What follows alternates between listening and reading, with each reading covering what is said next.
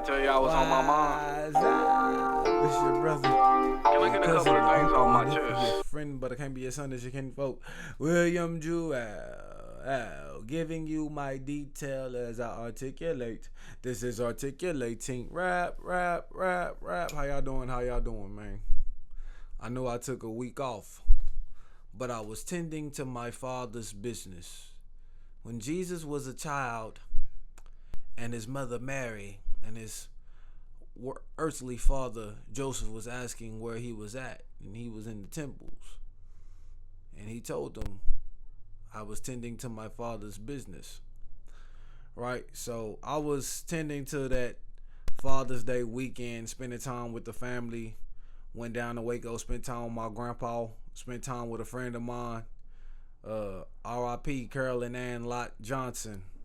Salute to you. Thank you for, those memories that we shared. Thank you for your son, Jeremiah, a brother of mine. I love him dearly. And, we got him. The bros, HB, P-Shep, K-Mo. We got him. P.E. was good. We got him. And, man, much love to that family. My condolences again. My heart, my prayers, my thoughts, they all go to you. Man, so it's been a tough weekend. It's been heavy, bro. It's been heavy, bro, because when you gotta, stand beside one of your best friends and, as he's going through the service of burying his mother, that's tough. And I feel like sometimes all you do is just put yourself in that person's shoes. And then, you can't really fathom how they could handle that. And seeing how he handled that and seeing how he stayed strong as he could for his family, strong as he could for the people that came and showed love and showed support. Man, that gave me strength. That gave me power. And that just gave me a newfound respect for my brother. He was able to keep it pushing. He was able to keep it moving. And, you know what they say, it's not the funeral, it's the grieving starts, after the funeral. And it might not be a year, it might not be 2 years, especially if you lose your mother, it could be forever. Right? I don't know, but just going off what people told me, but man, R.I.P. Carolyn and Lott Johnson. But man, it's been a crazy week in hip hop. Right? And this week has been the week of Juneteenth. Right? Juneteenth, when the slaves were officially free. Right? They had to come down to the South. They had to come down to Galveston to give us that word. The slaves were free on the Emancipation Proclamation in 1963, but in the South, a lot of people did not get that word until 1965. So they was still in slavery, for 2 years before they actually began to be free. And just reading that Booker T. Washington's book, when the slaves got freed, they didn't know what they was going to do. They didn't know what to do. Like, they didn't have a plan. Okay, we're free now. What do we do, And some people, they just wanted to just continue to work on the land. They didn't even want to take their freedom and try to do anything different. They was, shackled and, pigeonholed in that slavery system. And they didn't even want to move. They didn't even want to maneuver. Right? They was just brainwashed. And they couldn't see. Like Harriet said, I could have freed so many other slaves if they knew they were actually slaves. But man, Juneteenth, because we got to think about where it derives from. We got to think about the origin, where it originates. We can't just celebrate Juneteenth as just a black holiday and just skip over it. No, it's freedom in that, when you can be treated more than 3/5 of a human being. It's freedom in that. When you and your white brothers and sisters can share a meal together. You know what I'm saying? When we see these mixed race children, it's freedom in that. You're able to love who you want to love. Right? It's freedom in that. And Juneteenth is not only just a celebration for the black people, but I feel like all of America should celebrate it too. Because we got this storm, we got this cloud over our head, right? Make America great again. We got this cloud over our head. because of the slavery. And we think about the critical race theory, nobody wants to talk about it. Nobody wants to talk about the ugliness of America. And you mean to tell me even the white man can't get behind when we was able to remove some of that ugliness away, when we was able to try to beautify ourselves as a society, as a culture, as one? Like, I think everybody should be able to celebrate that, because we got prettier, right? And although our insides wasn't fixed properly, you know, it takes time for those personalities to change. It takes time for those characters to develop the integrity. It takes time for people of different races, of different skin colors, to really be able to look at each other and see each other as equal, right? And I think it's been doing that. It's been unraveling. It's not perfect. It'll never be perfect, but we're getting there. And that Juneteenth holiday celebration, we got to think about that, how it brought America together. And we got to think about how Kendrick brought the West together. Because sometimes you got to pop out and show niggas. Certified boogie, man, I'm the one that up the scope with them. All right, sometimes you got to pop out. Ken and Friends, DJ Mustard and Friends, DJ Head and Friends, Ken and Friends, Black Hippie, Dr. Dre, Absol, Schoolboy Q, J-Rock, Ken and Friends, right? YG, Roddy Ricch, Jay Worthy and the Wops, Ray Vaughn, Ken and Friends. Come on, DJ Mustard. But where was his friend JC on? Where was Chuck T banger set? Where was the game at? I saw that Rick Ross was in the crowd. He had beef with Rick Ross. I'm sure he knew Rick Ross would be there, but we knew it was just industry games at the end of the day, and you jumped out, game. You jumped out because you wanted to promote a project that came out. You jumped out because you wanted some type of clout, bro. It wasn't because you felt bad about Drake. When have you ever intervened from someone being bullied? And if you recall, Drake didn't get bullied. He was asking for it. You know, so I hate that the game had to give us that monologue about how important he is to the West, how he did such and such for Nipsey, how he did such and such for Kendrick Lamar. Top Dog even wanted to give me half a TDE. I said, nah, do y'all thing, my nigga. Bro, I just felt like that was a lie, right? But ain't no need to address it. Dr. Dre, he said Kanye has done more for my career than Dr. Dre. That was a lie. But let's not even talk about that. Let's go to the Ken and Friends. You know, because he started with that euphoria. And superpower's been neutralized. I can only watch in silence.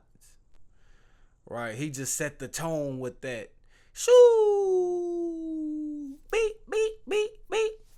I'm out the way, I'm located. Like, that's just a different type of energy. He set it off. He set the bar. He set the standard when he came out to Euphoria. Right? Then he gave us DNA. Then he gave us some of that music from Down. He gave us All Right. Right at the Juneteenth, he gave us All Right. And I was there, jumping on my feet, proud, with my son on my shoulders. Right? I was happy. I was energetic because of what All Right means and how symbolic it is that he played that on the Juneteenth. I gave y'all the origin story. And we gonna be all right. That significance that Kendrick did with that song, I feel like that song has kind of been skipped over, but that song on Juneteenth was a culmination. That was a celebration in itself right there, right? I could hear the spirits of our ancestors cry out and say, Kendrick Lamar, thank you, right? And then he went 616 in LA. He didn't even give y'all the second verse. He just gave y'all the first verse. Lord, my confession is yours, but who am I if I don't go to war? There's opportunity with living with loss. I discover myself when I fall short. Right? Because who am I? How can I be the greatest rapper? How can I stand on business if I don't go to war? If I don't battle the one that y'all say wears the crown, when I know I'm the most kingly one out of them all? I know that the weight is heavy. Right? The weight is heavy because I gotta give y'all the conscious music. I gotta talk about things that aren't as popular, that aren't as fun. I gotta talk about the therapy. I gotta talk about the black culture. I gotta talk about the gang violence. I gotta talk about these things while the rest of y'all niggas get to rap. The rest of y'all niggas get to say some catchy wordplay, some catchy shit. Some shit to make somebody shake their ass and dance. The rest of y'all niggas, y'all ain't wearing this crown. Y'all ain't carrying this weight. Right? The shoulders, the West Coast. You don't see what the unity did for the West Coast? The Crips, the Bloods, you don't see what the Pop Out did for the West Coast. The acts that weren't already known. The acts that were still in a smaller platform. Kendrick gave them Amazon Prime. Right? We talking about LA, the culture. The Crip walking, the dance, the Bloods, the Crips. We talking about gangs. He brought them together. And the energy has been gone since Nipsey died. We've been fucked up since Kobe died. This is what is going to bring us back together. This is what's going to give us that fellowship, that brotherhood, that sisterhood, that camaraderie, that family, that togetherness. This pop out. This pop out is much more important than a beef with Drake. This pop out, I hear y'all talking. This ain't about Drake hate. I hear y'all saying that Not Like Us is a pedophile anthem. Like, y'all really exaggerating. You know, that was a nail in the coffin. But we gotta take it serious now, huh? We gotta be honest.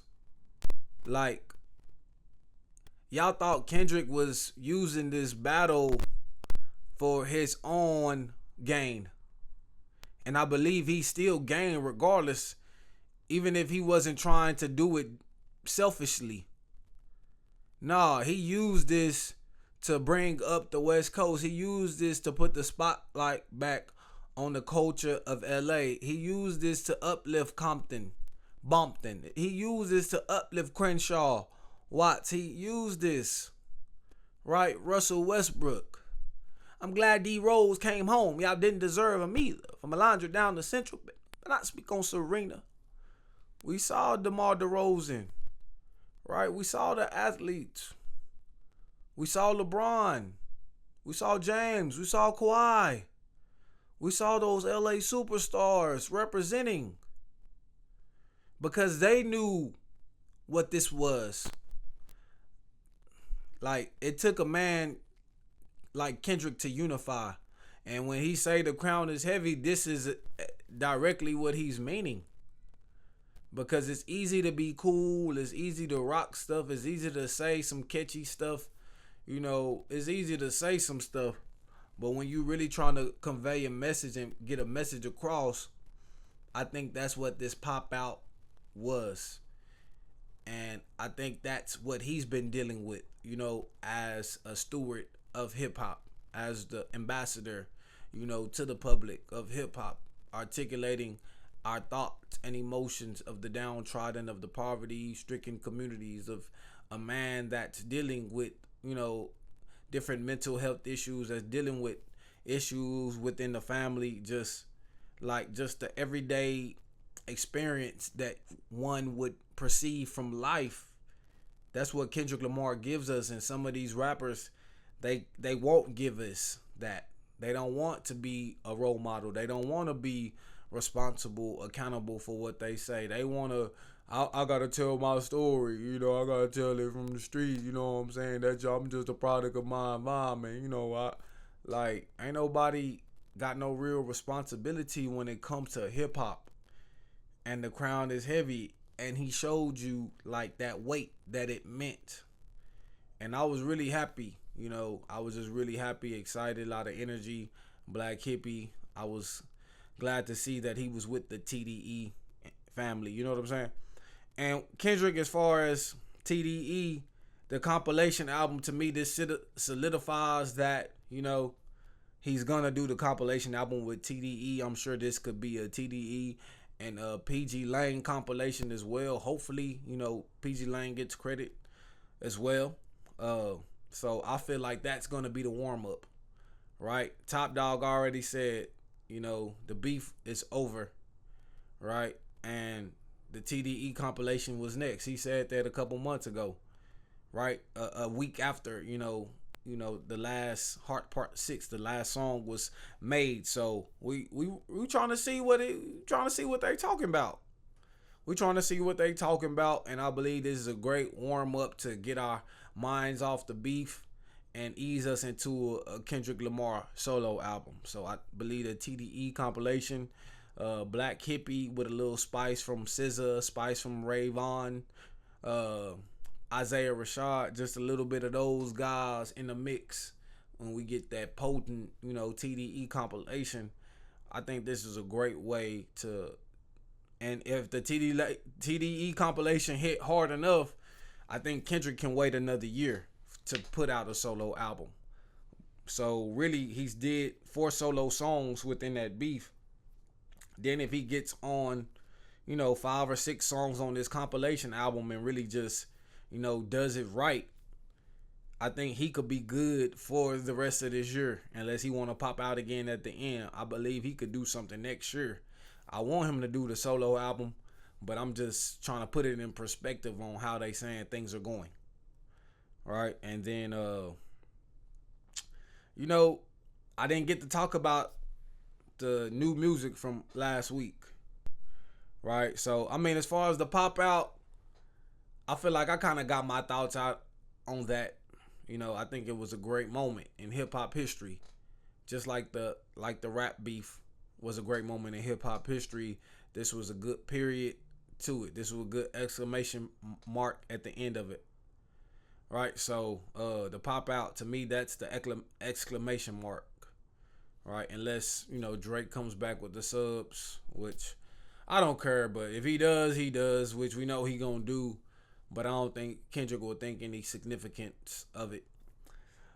But I forgot to tell you about Why Loud, right? Why Loud?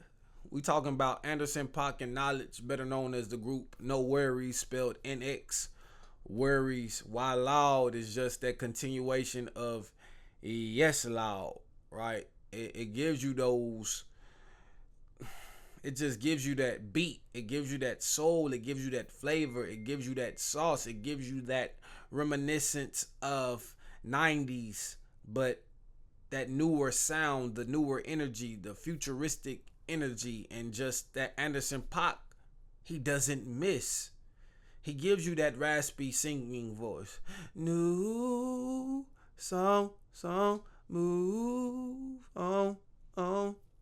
Like he can just flow into rapping, and then he can flow into melody, and it ain't no whiny melody. It's a strong, coarse, raspy voice that just really resonates within the spirit. And Anderson .Paak has been able to master that. He's been able to create that soulful experience that could take us back into the James Brown era, that could take us back into that Curtis Mayfield pocket.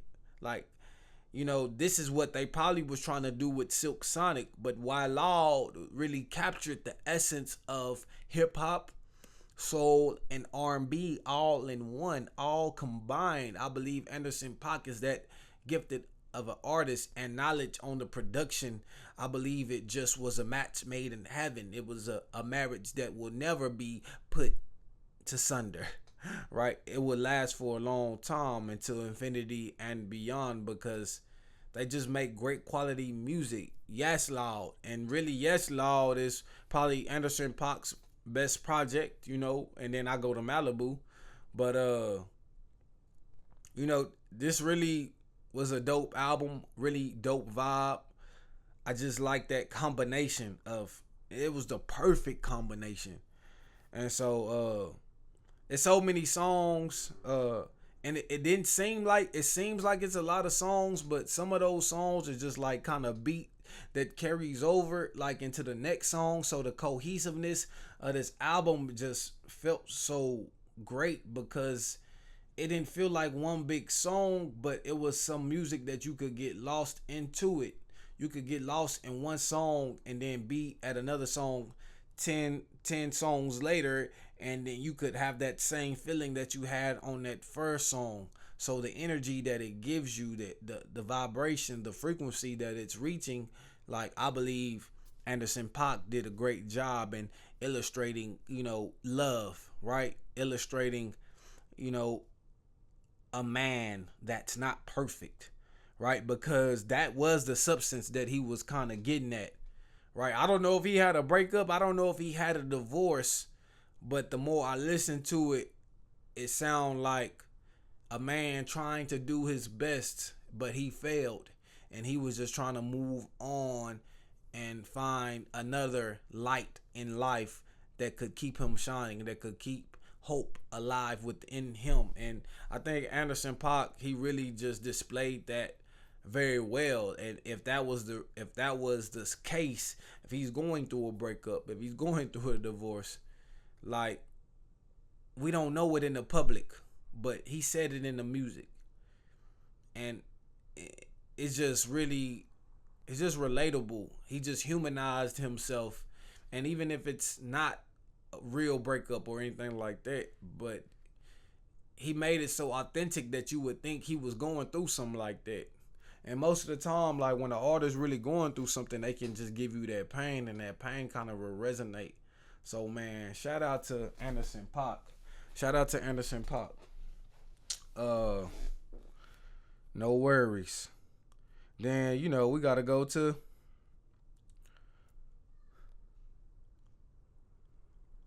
Moneybag Yo. Moneybag Yo, man. You know what? I really didn't have a lot of expectations for Moneybag Yo.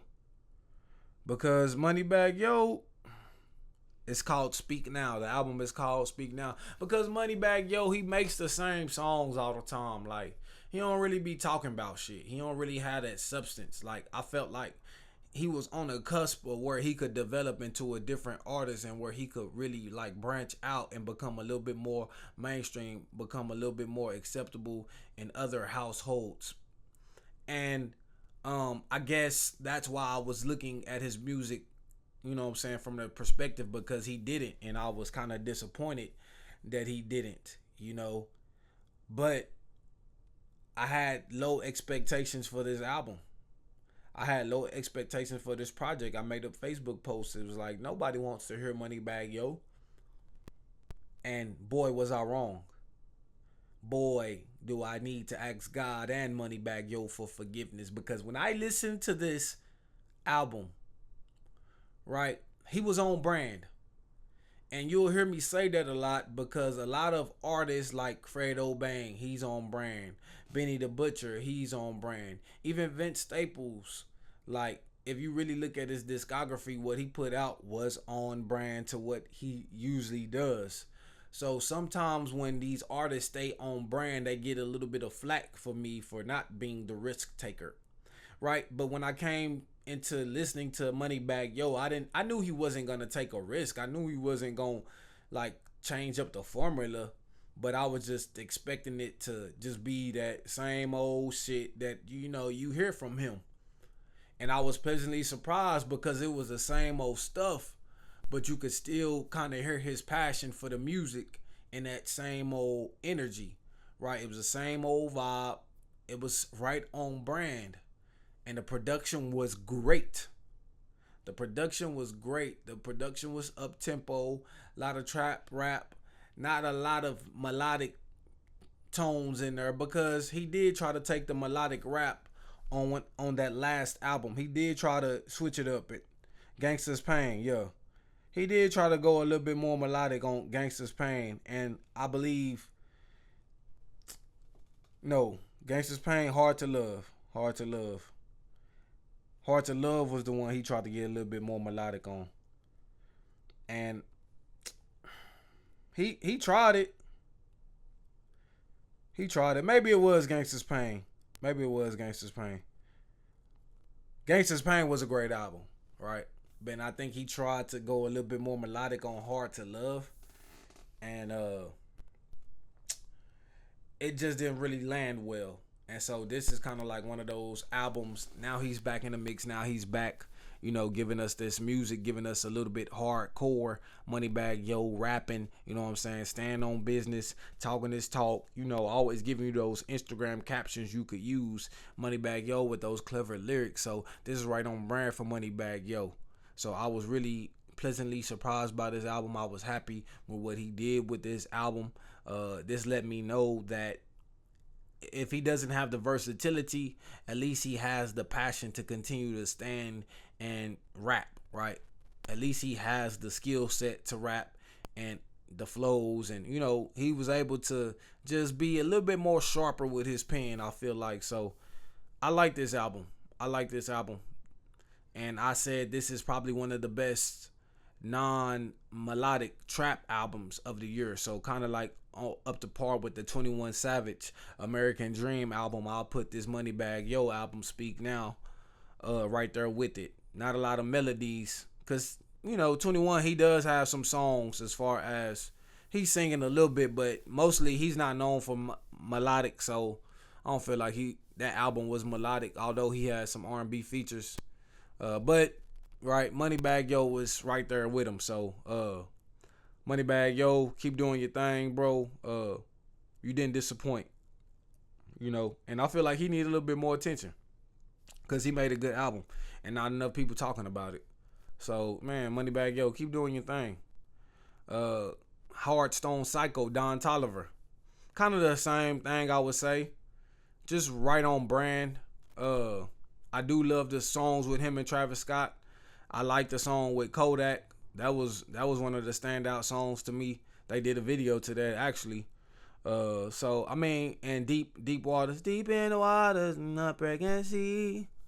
Like, Don Toliver is cold, bro. Like, he can really give you that vibe. He's great at giving you a vibe, but I don't think he's surpassing that vibe that One of One gave us. So although I don't want to just compare that album and take away from what that album is, because he broke it up into 3 different segments, 4 tracks each segment, or I would say 4 segments and 4 tracks each segment, so maybe like 16 songs, I believe. So Hearthstone Psycho was cool. It was, it was well thought out. But this is kind of what you're going to get from Don Toliver. I don't think he really just did nothing that really surprised me, or did something that really, made me change my mind on his music lyrically. He's saying kind of the same thing. So the substance hasn't changed. The vibes, the melodies haven't changed, right? The production hasn't changed. It's still good. It's still solid. It's still great. It's easy to listen to. It's very digestible. The album is very cohesive. It's just something that you can let play in the background, right? Or it's just something if you on a car ride with a lady friend, you know what I'm saying? And y'all both can vibe. Not too singy, but not too hip hoppy, but just that right tweener. So Don Toliver, he's a tweener to me. And just like Anderson .Paak, although Anderson .Paak, he can kind of be more on the R&B side for the most part. I feel like Don Toliver is a tweener.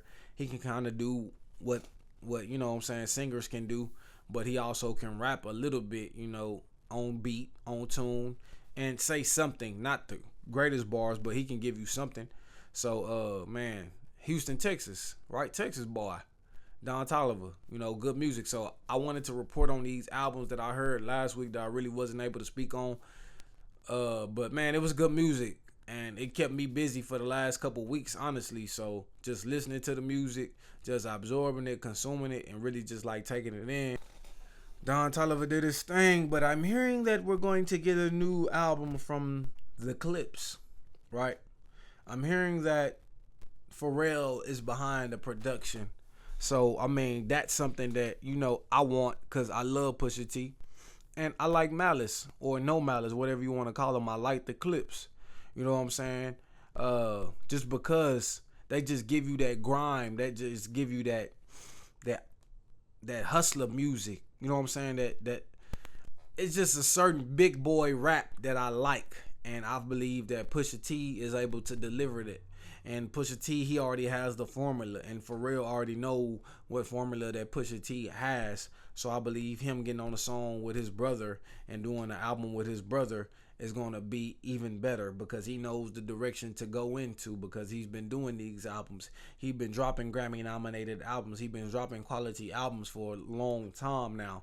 And although he might not get as much recognition, although he's not going to be giving you those radio bops, he don't really try to make hit songs. If it's a hit, it's a hit. But he gonna rap his ass off and he gonna give you that passion. And he wants to be in the booth. He's not forced. Nobody had to pull no teeth. He came, he showed up early and he was ready to do his thing. So Pusha T, King Push, that's someone like I just like him because I like how he carries himself as a man. I like, just even, they say he got the coke raps. He's rapping about coke all the time. But to me, it's bigger than that. I believe that's a part of what he is, but I believe he can give you that knowledge. He can give you some type of wisdom in his raps. And even when he's speaking on that type of thing, he's always educating us on how to, handle ourselves as men and handle ourselves as hustlers out there. So Pusha T, I'm excited to hear from him and his brother. And Pharrell on the production, I know it's going to be crazy. Right, they were trying to say Pharrell diss Drake on the Despicable Me soundtrack. That's crazy. But the Clips, Pharrell, a combination of formula that's never been broken, that's always worked, that never misses. So come on now. I know it's gonna be great. It's gonna be historic, and it's just gonna be enjoyable from all aspects, from the rap, from the substance, just from the bars, from the production, the flows. Just the energy is going to be right because they're brothers. They came up in this game together, so they're going to get the share spotlight once again. And Pharrell being who Pharrell is, in charge of that Louis V on that fashion designer tip, like he going to give it more credence. He going to give it more thought, you know what I'm saying, when they release this album and how they do it. But because Clips is they're a historical group, right? And Pharrell is to thanks. And so they got to continue to build on that legacy, right? And build on their legend. So shout out to them. Shout out to the Boston Celtics. Shout out to JT, JB, Derek White, Drew Holiday. Shout out to them for winning these finals, man. Luka and Kyrie, they couldn't get it done. Kyrie didn't want to show up. Bro, he didn't want to show up in Boston. Everybody trying to say, oh, Luka, he da-da-da-da. But they really trying to blame Luka. Like, if you listen to the Dallas fans out here, they trying to blame Luka. When Kyrie was a no-show, Luka, he was basically giving you 30 points a game. What else do you want this man to do? Right? Because you can't question his heart. You can't question that he didn't show up. We know he's not a great defender. Right? We know he's not athletic. That was the knock on him coming into the league. So he not going to just be able to stand in front of no athletic person. But can't nobody stop him from scoring. Can't nobody stop him from putting the ball in the goal except him. And that's when he be on this crybaby shit. But, I mean, Kyrie, bro, you ain't showed up. You didn't show up when you was in the Celtics uniform on the Celtics court in the playoffs. And you didn't show up when you was on the opposing uniform, right? Playing against the Celtics. So, you just haven't played well in that arena in the playoffs, pretty much.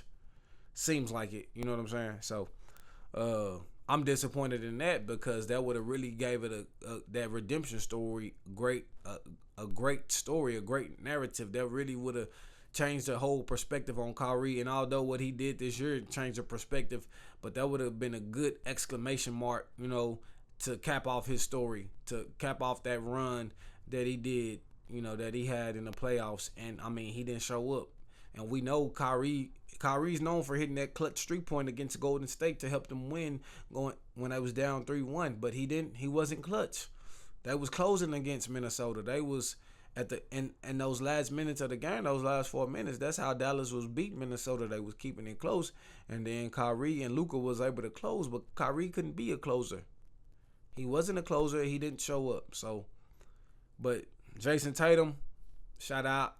They been getting on bro. They say he doing some corny shit.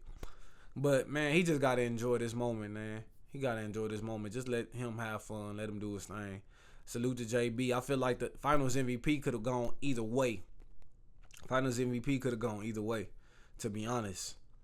Because Jason Tatum is the only person to lead his team in points, rebounds, and assists and not win the Finals MVP. But Jaylen Brown had a higher shooting percentage. And overall, he had a bigger impact on those first couple of games. So I get why they chose him. But on those last 2 games that Boston won, Jason Tatum really did his thing as well. JJ Redick, another puppet for LeBron. I don't even want to speak on that, right, as a Laker fan. And, Matthew Stafford and his wife's comments. Man, it's a lot to talk about, but like I said, I don't like to make these long, and I can make them long if I really want to go down that rabbit hole, if I really want to get into my articulating bag. But I'd rather just keep it, keep it music, right? Until next time.